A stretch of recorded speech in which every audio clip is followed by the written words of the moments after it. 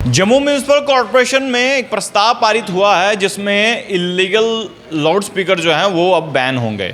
प्रस्ताव जो पारित हो चुका है, लेकिन प्रस्ताव किसने लाया है बता दें आपको कि वार्ड नंबर 3 के पार्षद नरोत्तम शर्मा ने ये जो है प्रस्ताव लाया और वो प्रस्ताव वो जनरल हाउस मीटिंग में पास हुआ। पार्षद से बातचीत करते हैं। डिटेल में बताइए कि इस प्रस्ताव में क्या था और क्या आप सोच के जो है ये प्रस्ताव लाए थे। पहले तो मैं आपको खुशखबरी दे दूं कि मेरा जो प्रस्ताव था, आज का जो रेजोल्यूशन इस मतलब हाउस की मीटिंग में ध्वनिमति से सभी पार्षदों के सपोर्ट से पारित हो गया है। मैंने अपने रेजोल्यूशन में प्रस्ताव में मैंने मुख्य रूप से जो मांग की गई थी वो ये था कि जम्मू कश्मीर में जितने भी इलीगल लाउड स्पीकर है वो हटने चाहिए। एक दूसरा, बिना डिस्ट्रिक्ट मजिस्ट्रेट की परमिशन के कोई भी लाउड स्पीकर नहीं चलने चाहिए, क्योंकि डिस्ट्रिक्ट मजिस्ट्रेट जिसकी परमिशन दे वही चलने चाहिए। क्योंकि सुप्रीम कोर्ट ऑफ इंडिया की गाइडलाइन है कि एक उन्होंने पोल्यूशन कंट्रोल बोर्ड ने उसकी एक आवाज़, ध्वनि की आवाज़ निर्धारित की है डेसिमल्स करके, उतनी आवाज़ रहनी चाहिए। और सुप्रीम कोर्ट ऑफ इंडिया ने उसी का हवाला देते हुए, क्योंकि अभी एक रिसर्च हुई थी उसमें नए जो पेशेंट आ रहे हैं, बुजुर्ग और बच्चे, डॉक्टर ने भी ये माना है कि पोल्यूशन, जो noise pollution is the main reason कि जिससे ये जो नई बीमारी उत्पन्न हो रही हैं। मैंने भी उस सुप्रीम कोर्ट की जजमेंट का हवाला देते हुए आज के रेजोल्यूशन लाया था और जो मेरा रेजोल्यूशन जो है पास हो गया है।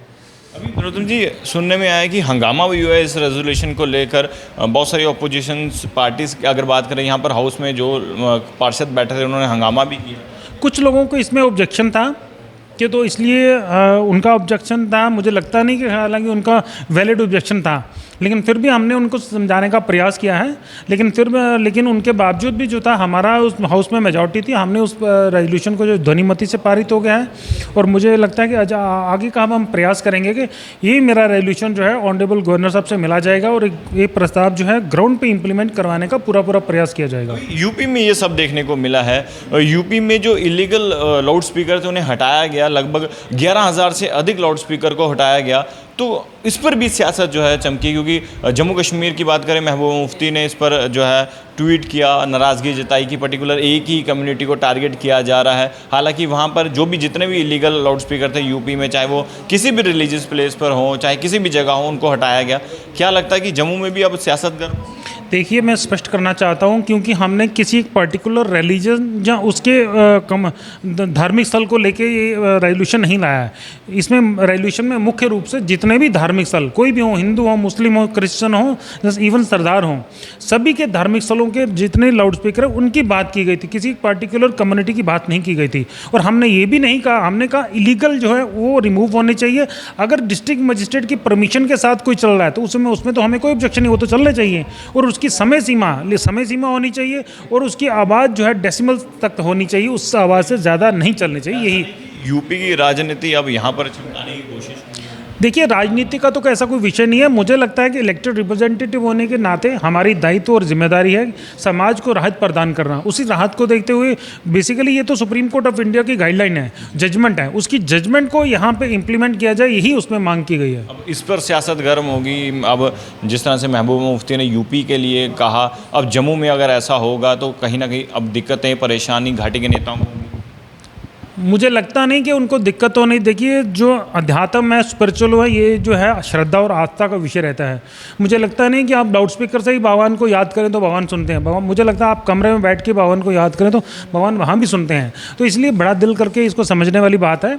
तो समय परिवर्तन अब प्रकृति का नियम है। इन चीज़ों को ध्यान में रखते हुए हमने ये जो है, मैं उनसे भी कहना चाहता हूँ कि आप बड़ा दिल रखें और इन चीज़ों को समझें। अगर कोई मन में ऑब्जेक्शन है तो सुप्रीम कोर्ट ऑफ इंडिया की जो जजमेंट है उसके खिलाफ आप PIL दायर करें। अभी इससे पहले भी बहुत सारे प्रस्ताव आपने लाए, वो पारित भी हुए।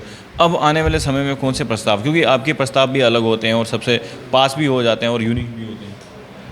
देखिए, मुझे लगता है इलेक्टेड रिप्रेजेंटेटिव होने का यही एक औचित्य रहता है कि समाज में राहत प्रदान की जाए, समाज की एस्पायरेशन, उनकी जो भावनाएं हैं उनको हम जो है उजागर किया जाए, उनको कैसे राहत प्रदान करनी है, वही हमारा जो मेन जिम्मेदारी है। और मुझे भी खुशी है कि मेरे संगठन ने जो मुझे जिम्मेदारी दी है, मैं उसका अच्छी तरह निर्वाह कर रहा हूँ। प्रस्ताव पारित हुआ, अब इम्प्लीमेंट या और ग्राउंड में ये चीज़ें कब और कितने समय बाद दिखेंगी? मुझे लगता है कि इसमें शायद हम थोड़ा सा मतलब जैसे ही इसकी मिनट्स बन जाएंगे, मिनट्स बन जाने के बाद मेयर और ऑनरेबल मेयर साहब, डिप्टी मेयर मैम, हम सब लोग जो है ऑनरेबल गवर्नर साहब से मिलेंगे और प्रयास किया जाएगा कि ये प्रस्ताव ग्राउंड पे इम्प्लीमेंट हो। चलिए, शुक्रिया। तो अब जम्मू म्यूनसिपल कॉरपोरेशन की जनरल हाउस मीटिंग में प्रस्ताव जो है नरोत्तम शर्मा ने लाया, वार्ड नंबर 3 के पार्षद हैं, और उन्होंने प्रस्ताव लाया है कि जो इलीगल लाउड स्पीकर है उन्हें बैन किया जाए, और वो प्रस्ताव जो है जनरल हाउस मीटिंग में पास हो चुका है। अब देखने वाली बात ये होगी कि मेयर या डिप्टी मेयर और पार्षद जो है जब हमारे माननीय उपराज्यपाल मनोज सिन्हा साहब से मिलेंगे और कितने समय में इसे इम्प्लीमेंट और ग्राउंड स्थिति में देखा जाएगा, वो तो अब देखने वाली बात होगी। देखते रहिए भारत मॉनिटर, कैमरामैन साइल अत्री के साथ जय हिंद।